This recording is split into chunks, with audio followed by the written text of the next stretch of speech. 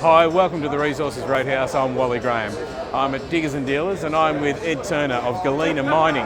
Now, Galena's got the Embera lead project up in the Gascoyne region of WA there, Ed. You're just about to complete a pre-feasibility study. What have you got to do and what's happening after that? Yeah, well, okay, we've got about a month to go before the pre-feasibility study's finished. We've completed most of the metallurgical test work, the engineering studies, the process engineering. We started permitting for underground development next year. We're also completing some infill drilling to convert more of the resources from inferred to indicated.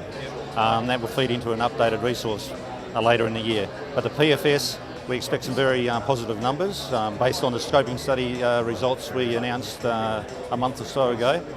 So once that's finished, the PFS, then we'll be in a position to commence the BFS and look at finance options and off-take agreements and things like that. So that will take off straight away. We've got enough money in the bank right now to complete both of those studies leading into next year.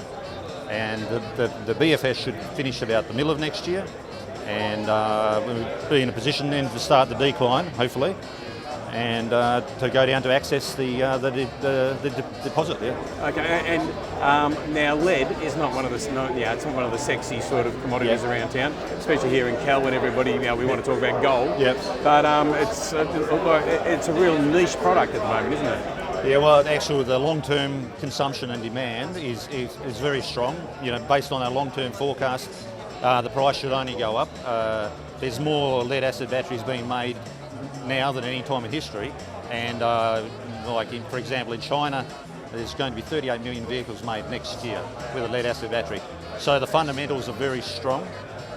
You don't have that volatility like some of the other commodities, so it's very bankable, and the production's not keeping up with demand, basically. So it's a very good commodity to be investing in. Yeah. And what you've sort of established so far is that like the Embera deposit, it's quite in global terms, a reasonable size. It's a very it is a world-class project.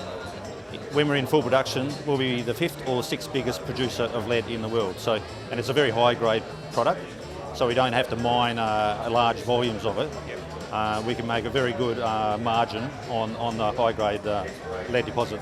It's the richest lead deposit in Australia and one of the richest in the world. So it's globally significant, that's for sure. Yeah, well, no doubt we can expect a lot of news flow over the next few months. Now there'll be a lot of good news coming out of it, and we'll be bringing that to you on the Resources Roadhouse.